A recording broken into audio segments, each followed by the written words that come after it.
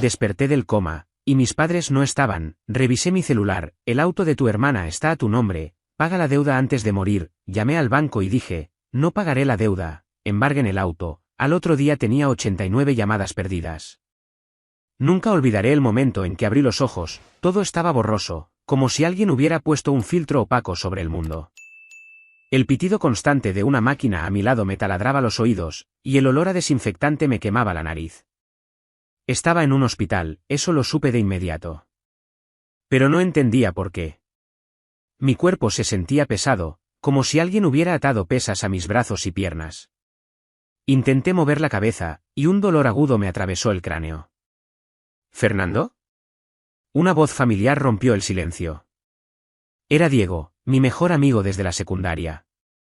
Estaba sentado en una silla junto a mi cama, con ojeras marcadas y el pelo revuelto.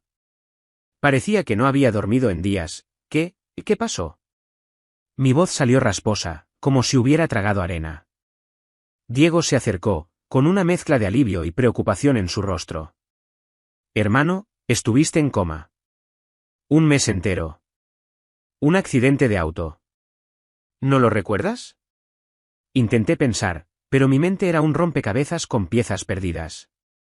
Fragmentos borrosos de luces, un volantazo, el sonido de un claxon. Nada claro.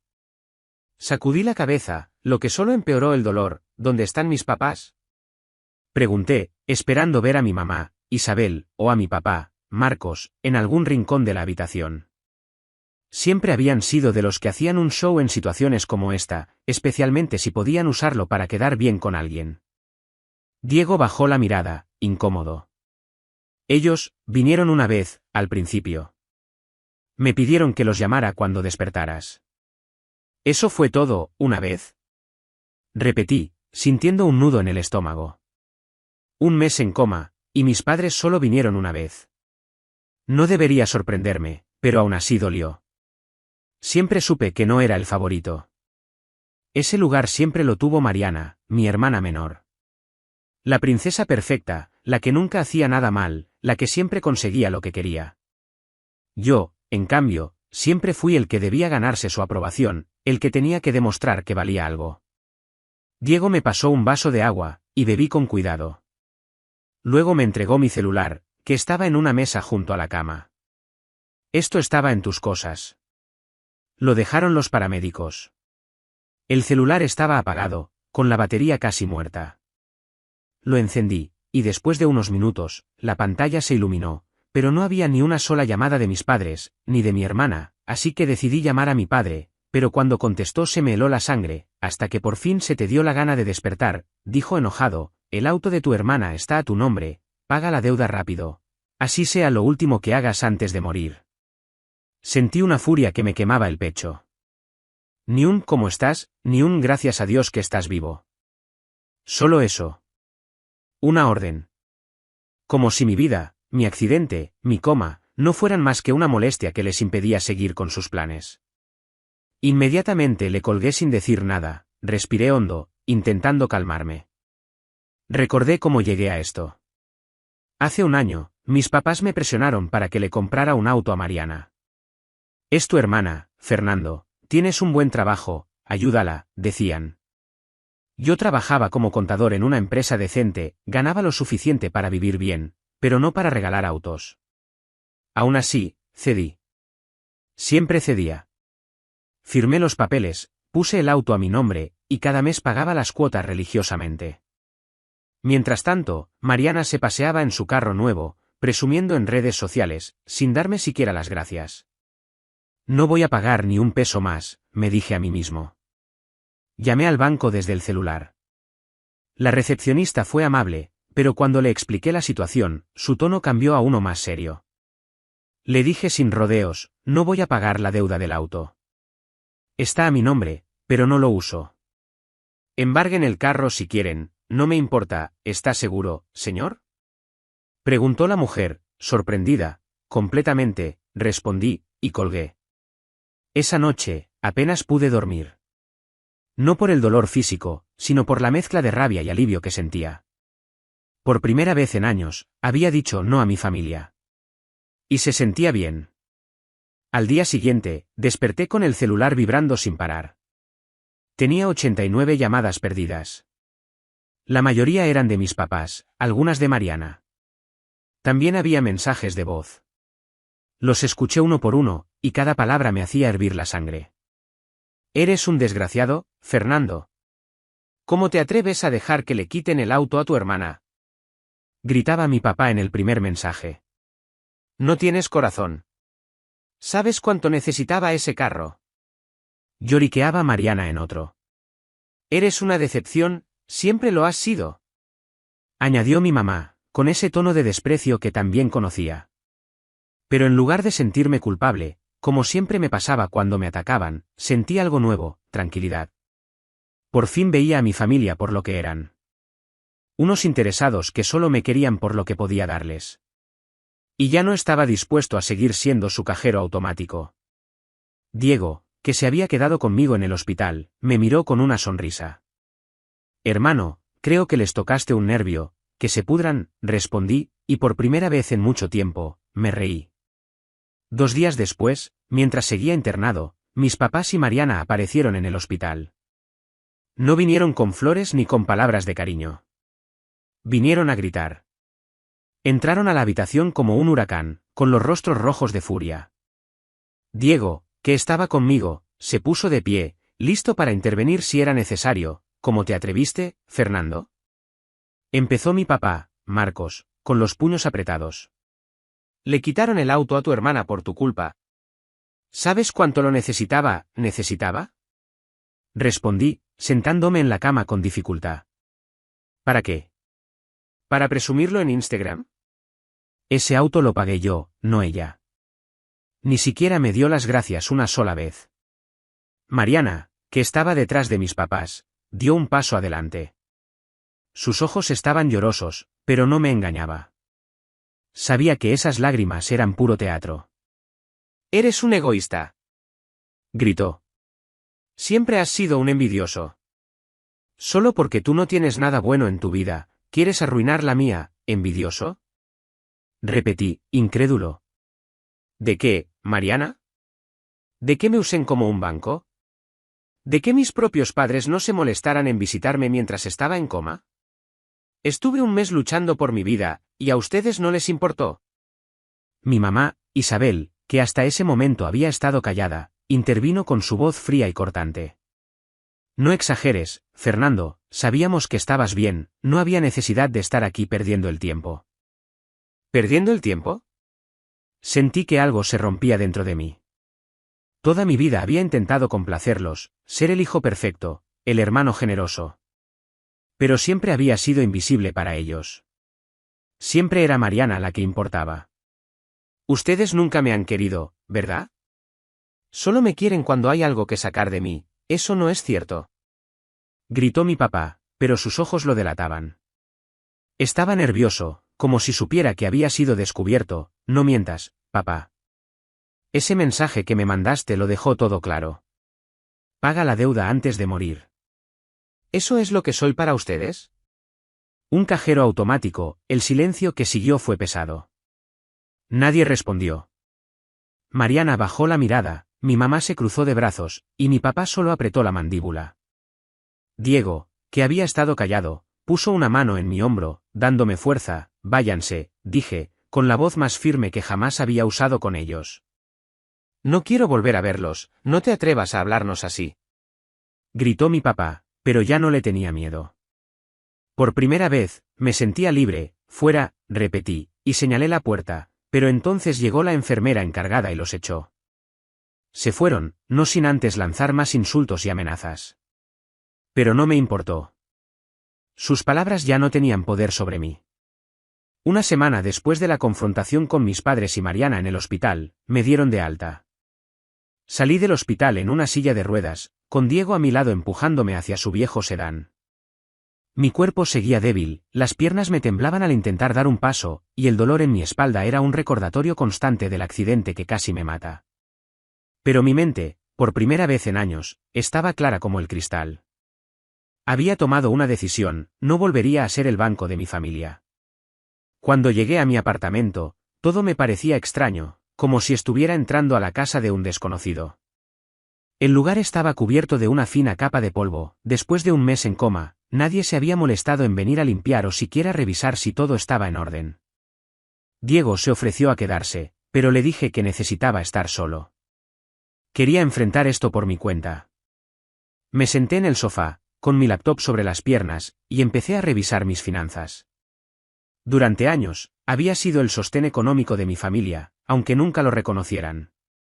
Pagaba el internet de su casa, el celular de Mariana, la suscripción de cable que mi papá usaba para ver fútbol los fines de semana, incluso la factura de la luz cuando a ellos se les olvidaba. Todo estaba configurado como pagos automáticos desde mi cuenta. Cada mes, sin falta, mi dinero se iba a sus bolsillos. Pero eso se acabó. Con un par de clics, cancelé cada uno de esos pagos. Mientras lo hacía, sentí una mezcla de alivio y adrenalina. Era como cortar las cadenas que me habían atado a ellos durante tanto tiempo. No sentí ni un ápice de culpa. Por primera vez, estaba poniendo mis necesidades primero. 2 días después, mi celular empezó a vibrar sin parar. Era mi papá, Marcos. No contesté. Después de la 10ª llamada, dejó un mensaje de voz. Su tono era una mezcla de furia y desesperación, algo que nunca había escuchado en él. Lo reproduje, preparándome para más insultos. Fernando, ¿qué demonios te pasa?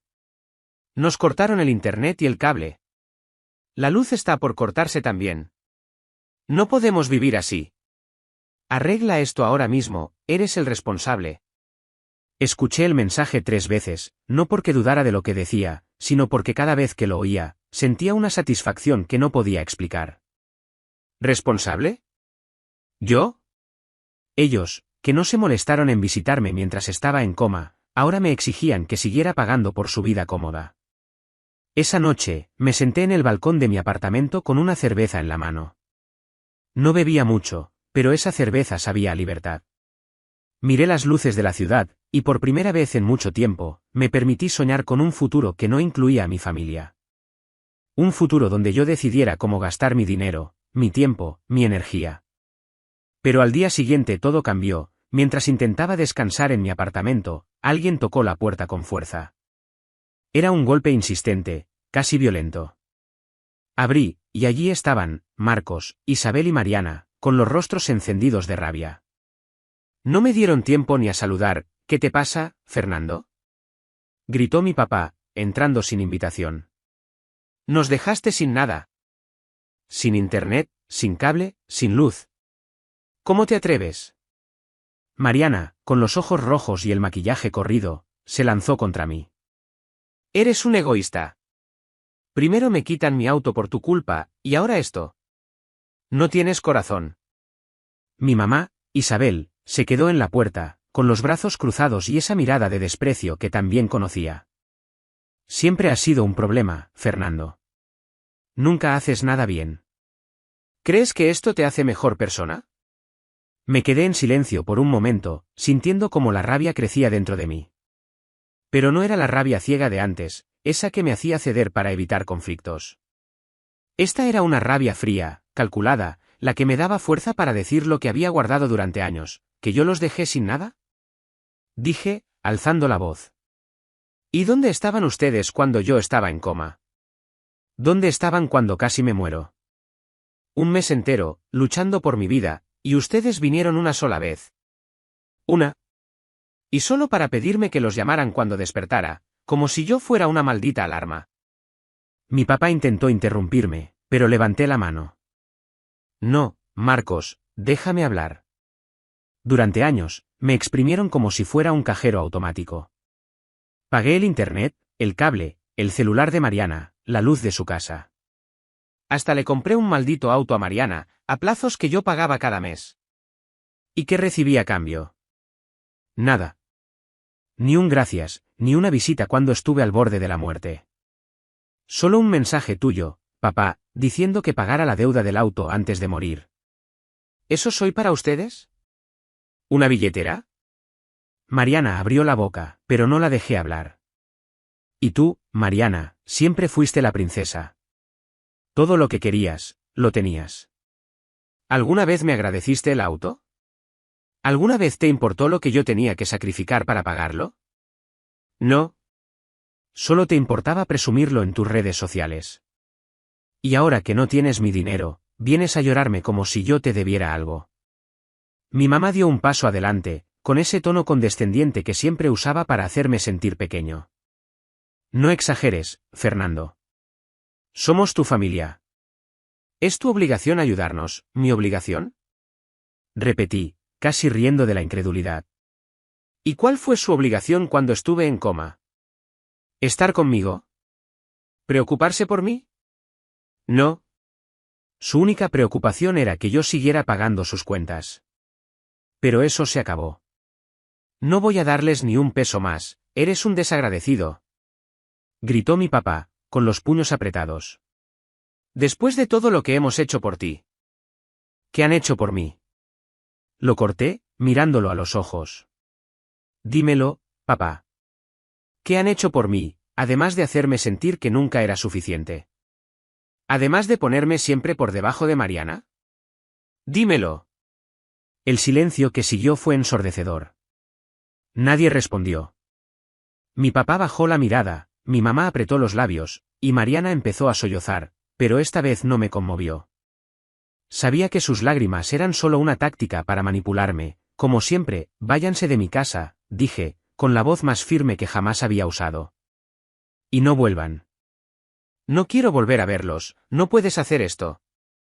Gritó Mariana, pero mi papá la tomó del brazo y la jaló hacia la puerta. Déjalo, Mariana, dijo, con un tono resignado que nunca le había escuchado. Ya no sirve de nada. Se fueron, dejando un eco de portazo tras ellos. Me quedé solo, con el corazón latiendo a 1000 por hora, pero con una paz que no había sentido en años. Por fin les había dicho todo lo que llevaba dentro. Por fin me había liberado de su peso. Un par de semanas después, Diego vino a visitarme al apartamento. Estaba sentado en el sofá, tomándome un café, cuando él entró con una expresión que era una mezcla de sorpresa y satisfacción. Se sentó frente a mí, dejando su celular sobre la mesa, y me miró como si tuviera una gran noticia. Hermano, no vas a creer lo que vi ayer, dijo, con una sonrisa que no podía contener. Pasé por el barrio donde vivían tus papás, y justo estaban desalojándolos. ¿En serio? ¿Fue una locura, desalojándolos?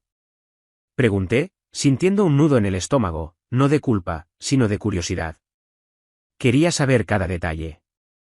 Diego asintió, inclinándose hacia adelante. Sí, fue un espectáculo. Había un camión de mudanzas y un par de tipos sacando cosas de la casa. Marcos estaba en la banqueta, gritando como loco, diciendo que no podían hacerles eso, que él tenía derechos. Pero los tipos no le hacían caso, solo seguían cargando muebles y cajas al camión. Tu papá incluso intentó empujar a uno de los trabajadores, pero otro lo detuvo y le dijo que llamaría a la policía si no se calmaba. Estaba rojo de la rabia. Hombre, nunca lo había visto así. ¿Y mi mamá? ¿Mariana?